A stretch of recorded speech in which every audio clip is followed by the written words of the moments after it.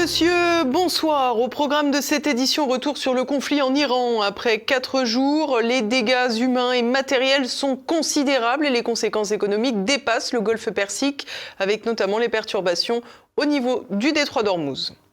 Nous reviendrons ensuite sur les hypothèses quant aux objectifs et aux motivations de Donald Trump dans ce conflit, aux côtés d'Israël face à l'Iran.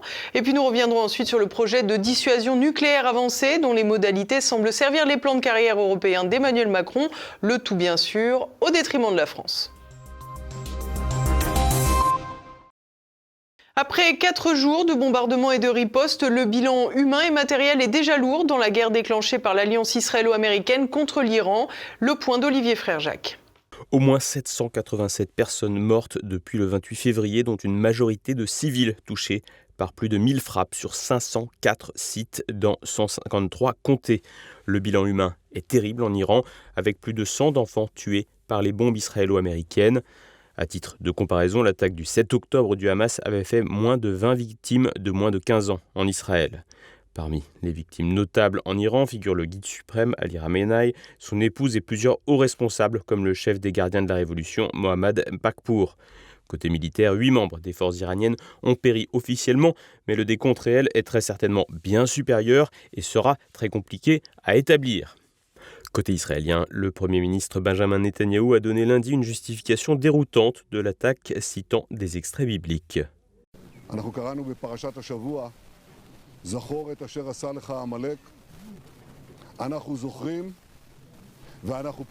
Israël, 9 civils ont été tués dans l'effondrement d'un bâtiment à la suite d'un missile iranien avec 45 blessés et 11 disparus.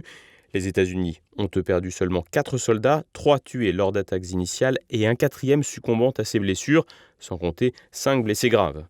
Au Liban, où le Hezbollah allié à l'Iran a riposté, 31 personnes ont été tuées et 149 blessées par des raids israéliens sur Beyrouth et le sud, incluant des bastions comme la banlieue sud et la ville de Tyr. Des figures clés du Hezbollah, telles que Hussein Moukaled, le chef du renseignement, et Reza Kazaï, le responsable de l'arsenal, ont été tués. Dans les pays du Golfe, la riposte iranienne contre ces pays hébergeant des bases américaines ont causé 6 morts, 3 aux Émirats arabes unis. Mais il s'agit de ressortissants pakistanais, népalais et un bangladais, un au Koweït, un à Bahreïn et un sur un pétrolier au large d'Oman. 3 avions de combat américains ont été abattus par erreur par la défense koweïtienne, sans perte humaine grâce aux éjections des pilotes. Au Qatar, 8 blessés ont été signalés et au Koweït, 32 blessés supplémentaires, majoritairement étrangers. En Irak, au moins 5 combattants pro-iraniens du Kataeb Hezbollah ont été tués lors de frappes sur des bases.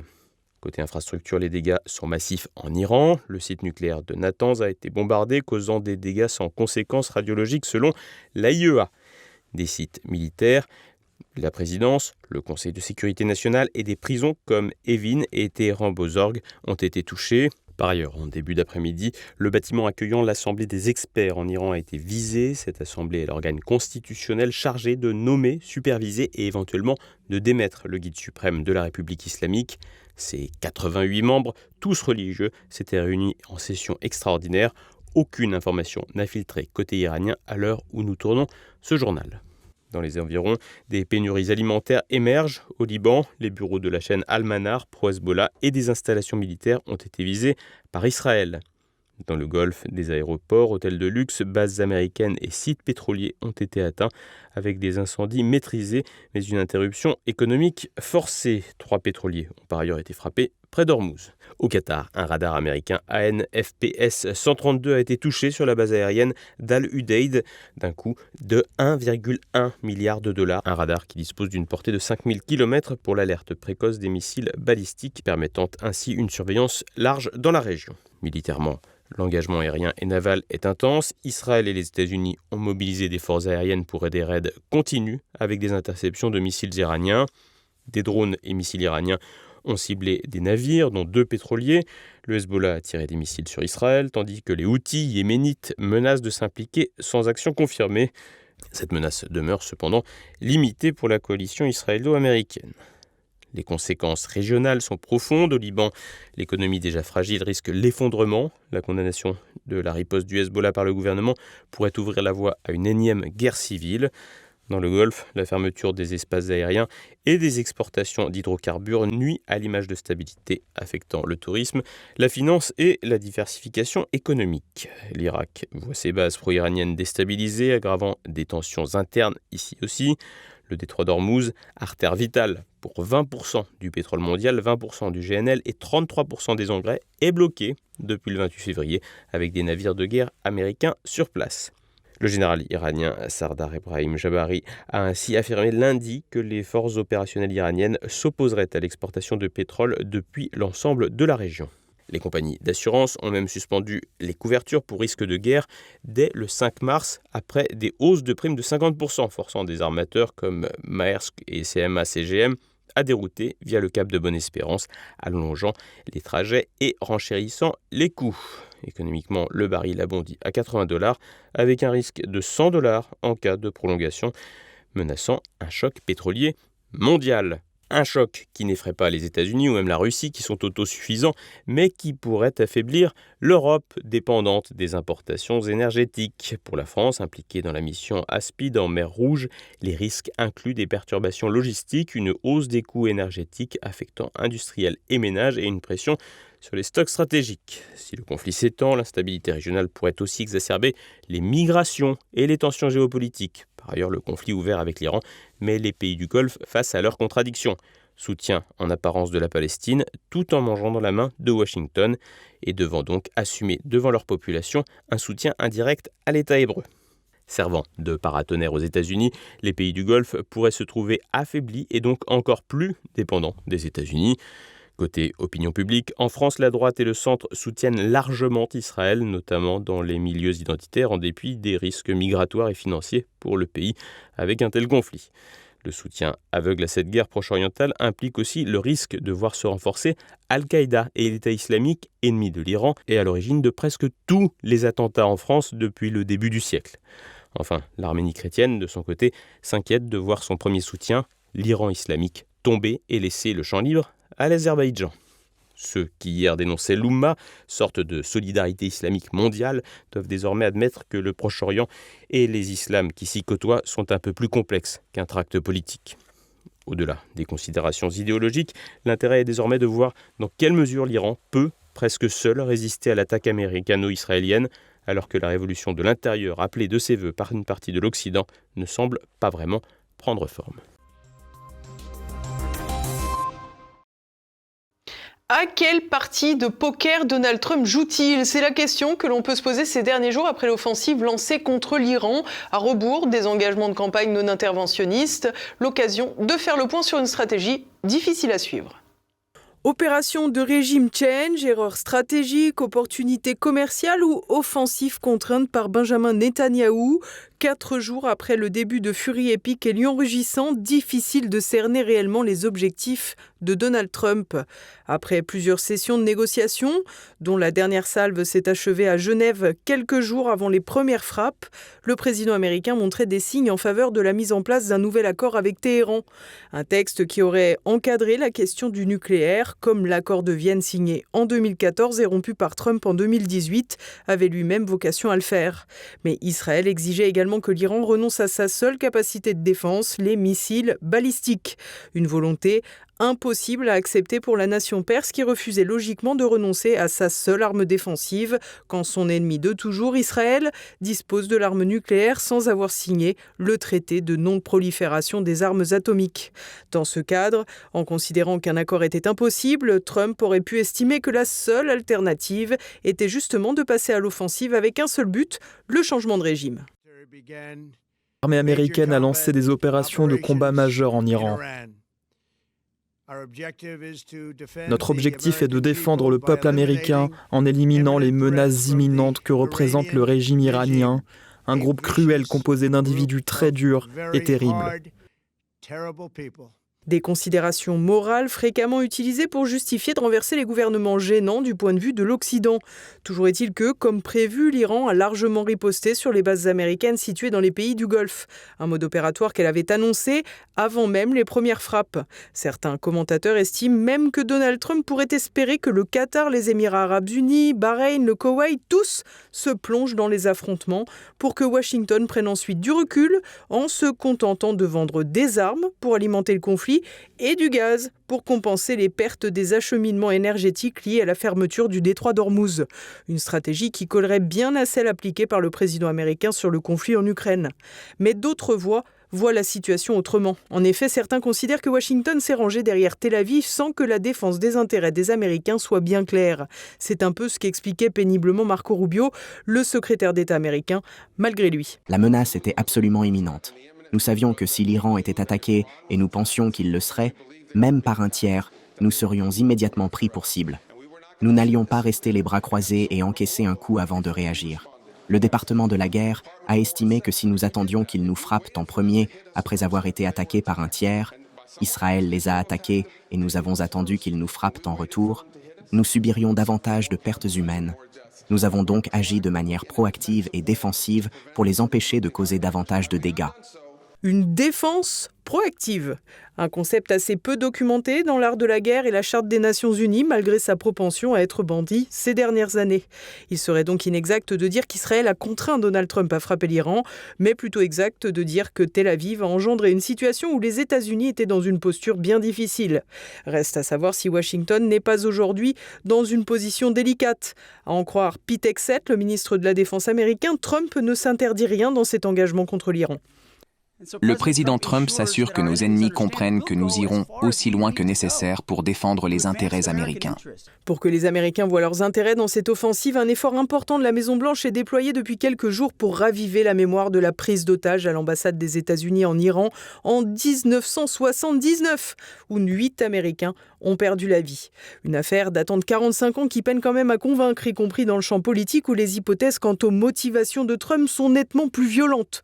Dans ce cadre, le représentant démocrate au Congrès américain, Ted Lieu, est monté au créneau pour défendre ses amis Clinton, mais aussi mener une violente charge contre le président en place. Pourquoi les républicains s'intéressent-ils autant à Bill et Hillary Clinton ? C'est parce qu'ils cherchent à détourner l'attention du fait que Donald Trump apparaît des milliers et des milliers de fois dans les dossiers Epstein. Dans ces dossiers, il y a des allégations extrêmement troublantes selon lesquelles Donald Trump aurait violé des enfants et aurait menacé de tuer des enfants.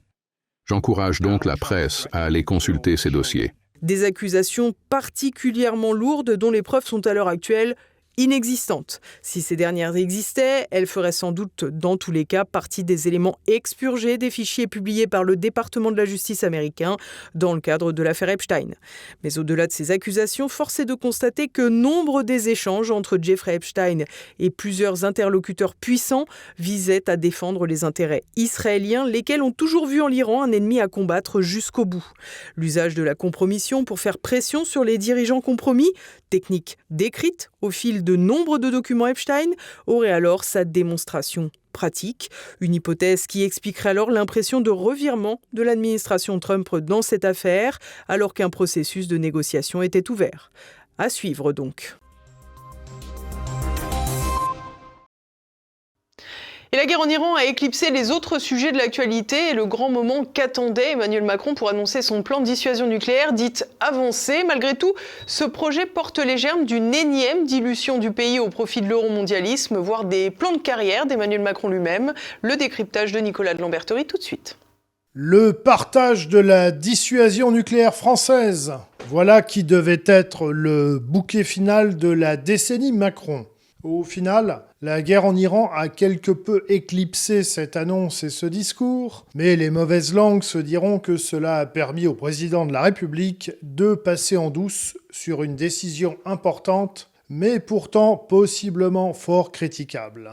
8 pays européens ont signalé d'ores et déjà leur intérêt pour participer de la dissuasion nucléaire avancée proposée par la France. Le Royaume-Uni, qui possède lui-même l'arme nucléaire, mais pas d'une façon entièrement indépendante des États-Unis, la Belgique, les Pays-Bas, l'Allemagne, le Danemark, la Suède, la Pologne et la Grèce. Projet dont il rêvait depuis longtemps, Emmanuel Macron a donc voulu profiter de l'opportunité du relatif désengagement américain en Europe pour avancer ses pions, allant jusqu'à s'accommoder des faits historiques et se référer à Charles de Gaulle et François Mitterrand. Nos intérêts, s'ils couvrent le territoire hexagonal et ultramarin, ne peuvent se confondre avec le seul tracé de nos frontières nationales. En février 2020, j'avais réitéré l'offre de tous mes prédécesseurs, depuis le président François Mitterrand, d'un dialogue avec les pays européens qui seraient désireux d'approfondir avec nous cette dimension. 6 ans plus tard, nous sommes dans un autre univers stratégique. Nous devons passer à une toute autre étape et formuler pour notre époque ce dont le général de Gaulle avait déjà l'intuition. Je crois pouvoir affirmer que nos partenaires y sont prêts. Pour rappel, plusieurs pays de l'OTAN ont d'ores et déjà des armes nucléaires sur leur sol, américaines. La Belgique, les Pays-Bas, l'Allemagne, l'Italie et la Turquie. Notons également la présence d'armements nucléaires russes en Biélorussie. Et dans le projet d'Emmanuel Macron, la dissuasion française étendue au territoire d'autres pays européens n'aurait pas vocation à remplacer celle des États-Unis. Il a été clair que cet effort viendrait en plus de la mission nucléaire de l'OTAN, à laquelle, je le rappelle, nous ne prenons pas part. La dissuasion avancée que nous proposons est un effort distinct qui a sa valeur propre et qui est parfaitement complémentaire de celui de l'OTAN au plan stratégique comme au plan technique. Le travail que nous avons entamé sur ce projet avec les Européens s'est fait en pleine transparence avec les États-Unis d'Amérique et en coordination étroite avec le Royaume-Uni. 3 dangers évidents pour les intérêts français sont susceptibles d'apparaître de ce projet. D'une part, l'Allemagne, qui malgré ses difficultés reste de loin la première économie du continent, semble clairement avoir l'ambition de s'immiscer de façon très étendue dans le projet. Et souvent, Berlin s'est forcé la main de Paris pour autoriser à la France des largesses budgétaires. L'annonce par communiqué de presse de l'Élysée de la participation de l'Allemagne aux exercices nucléaires français n'a pas de quoi rassurer. Pour le formuler autrement, voit-on des militaires allemands ou turcs participer aux essais nucléaires américains ? Et étant donné que des armements nucléaires américains sont déjà présents en Allemagne, quel intérêt d'avoir ceux aussi de la France, si ce n'est mettre au moins partiellement la main sur la dissuasion française ? Autre interrogation, avec la présence d'armements militaires dans un pays comme la Pologne, historiquement en situation d'hostilité avec la Russie. La France aura-t-elle son mot à dire dans la politique extérieure polonaise, en échange de la présence des armements nucléaires français sur le sol polonais ? Jusqu'à présent, aucune garantie n'a été présentée en ce sens. Les États-Unis ont pour habitude de conditionner la présence de leur arsenal nucléaire à un alignement géopolitique, particulièrement visible dans le cas de l'Allemagne. Là, on s'avance vers le scénario inversé, avec la France qui prend des risques pour ses voisins, sans pour autant avoir la garantie de pouvoir cadrer leur politique extérieure dans les intérêts nationaux de la France qui, il est vrai, ne sont pour ainsi dire presque plus jamais évoqués. Et on ne peut pas dire que l'opposition en France se soit montrée particulièrement virulente après le discours d'Emmanuel Macron. Et enfin, quelle contrepartie pour la France ? L'augmentation de l'arsenal nucléaire français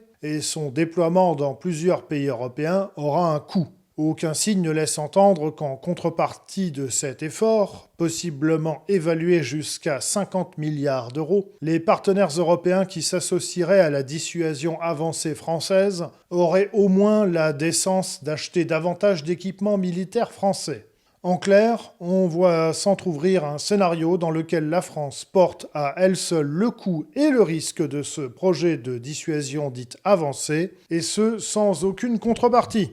Et à part servir les intérêts de la carrière personnelle d'Emmanuel Macron, on ne voit guère où cela pourrait mener. En effet, le président de la République n'aura pas encore 50 ans lorsque son mandat présidentiel français prendra fin en 2027, et ce n'est pas un grand mystère qu'il ambitionne un poste important au sein des institutions européennes, possiblement en 2029. En clair, outre une décennie considérée comme assez piteuse à la tête de la France, Emmanuel Macron pose les jalons de la continuation de son œuvre de dilution du pays au profit de l'euromondialisme pour les années qui suivront la fin de son mandat. Dans le contexte mondial actuel, l'Europe fait déjà office de dindon de la farce qu'on dépouille plume par plume.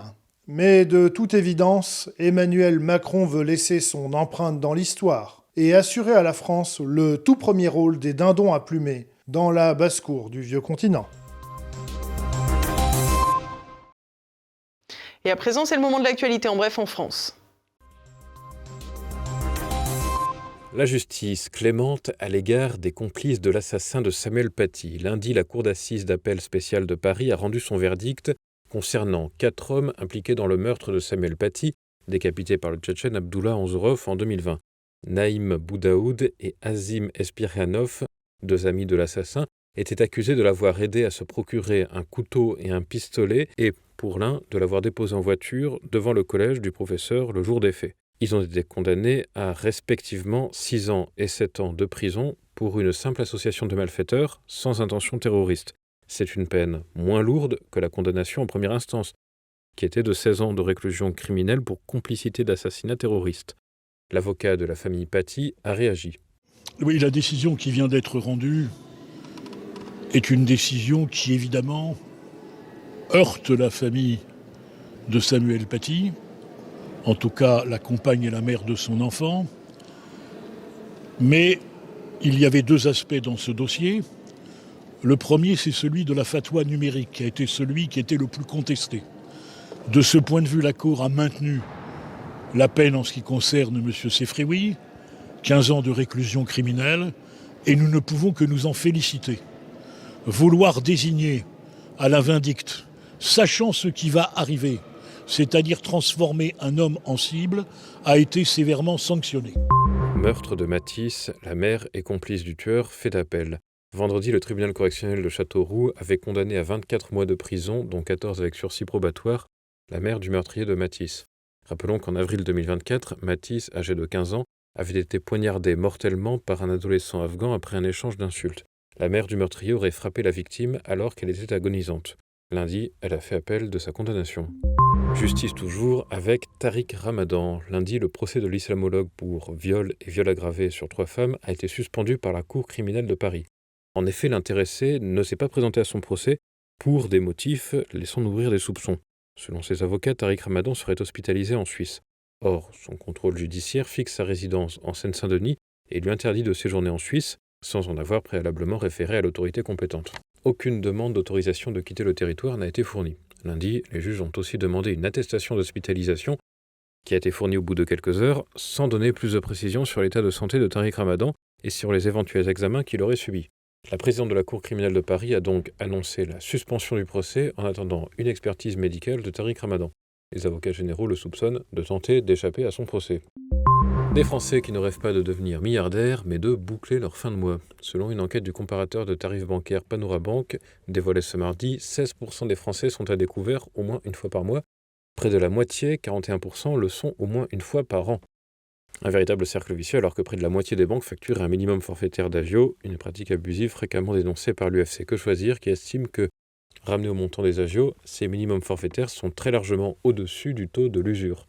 Une précarité dévoilée aussi par les factures impayées. Ce mardi, le médiateur national de l'énergie a évoqué 1,2 million de limitations de puissance et même de coupures d'électricité décidées en 2025 en raison de factures impayées.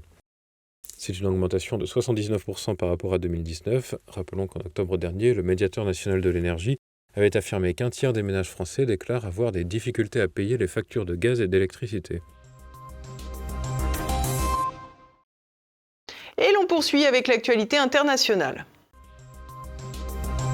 She is testifying. Can you please explain how that I'm done with this. If you guys are doing that, I am done. You can hold me in contempt from now until the cows come home. This is just typical behavior. We will go off the record. This moment, I'd like to have a conversation. For now. Go off the record. Go off the record.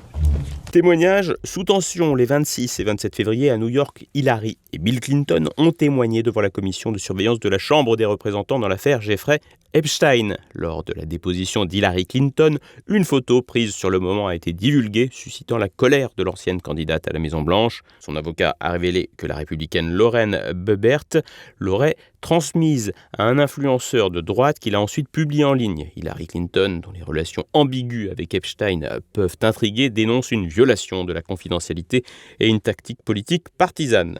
Cet incident a ravivé les tensions dans cette affaire tentaculaire, tandis que la photo montrant Clinton en pleine audition a circulé rapidement sur les réseaux sociaux, provoquant un tollé médiatique. Bonjour.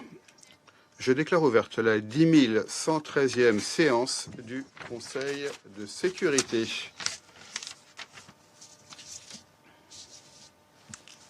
Première dame toujours, mais en activité cette fois. Lundi, Melania Trump a présidé pour la première fois une réunion du Conseil de sécurité de l'ONU, une initiative inédite pour une première dame alors que les États-Unis assurent la présidence mensuelle. Elle a plaidé pour la protection des enfants en temps de guerre, évoquant la technologie et l'éducation, une déclaration qui survenait quelques heures après que l'agression américaine en Iran fasse des dizaines de victimes parmi les enfants perses, notamment une grosse cinquantaine de petites filles dans une école. Accueillie chaleureusement, y compris par la Russie, elle aurait négocié en amont la libération d'enfants ukrainiens, une opération de communication en pleine guerre américano-israélienne, tandis que le président états-unien ne cache pas son mépris pour les Nations Unies, lui qui a créé son propre Conseil de la paix avant de lancer son offensive sur l'Iran. Guerre aussi, mais plus à l'est encore, avec depuis jeudi des affrontements frontaux entre l'Afghanistan et le Pakistan après des mois d'accrochage frontalier. Les forces afghanes ont attaqué des zones contestées, entraînant des bombardements aériens pakistanais en représailles. Dimanche soir, des explosions ont retenti à Kaboul, où les talibans ont riposté à des frappes pakistanaises avec leur défense anti-aérienne. Des combats nocturnes persistent le long de la frontière, avec au moins 3 civils tués par des drones et de l'artillerie. Près de 40 morts sont recensés en Afghanistan, dont des civils à Khost, Kunar et Paktika. Islamabad accuse Kaboul d'abriter des militants, ce que les talibans nient. Les médiations saoudiennes et qataries ont échoué. Les États-Unis soutiennent pour leur part le Pakistan. Et voilà, nous approchons de la fin de cette édition. Dès à présent, retrouvez Choc du Monde. Édouard Chano reçoit Pierre-Yves Rougeron pour décrypter l'attaque israélo-américaine contre Téhéran. À un moment, si on veut que l'Occident se redresse, il va falloir faire la différence entre tactique et stratégie. Tuer un vieux monsieur dans sa maison, sincèrement, c'est pas Coubertin, hein, mais deuxièmement, ce n'est qu'un coup tactique. Parce que vous les prenez pour des Indiens, vous croyez que vous avez tué le chef, donc la tribu va débander, la tribu n'a pas débandé, vous avez échoué. Et voilà, c'est à présent le moment de se quitter. Merci à tous pour votre fidélité. On se retrouve demain pour une nouvelle page d'actualité. Bonsoir.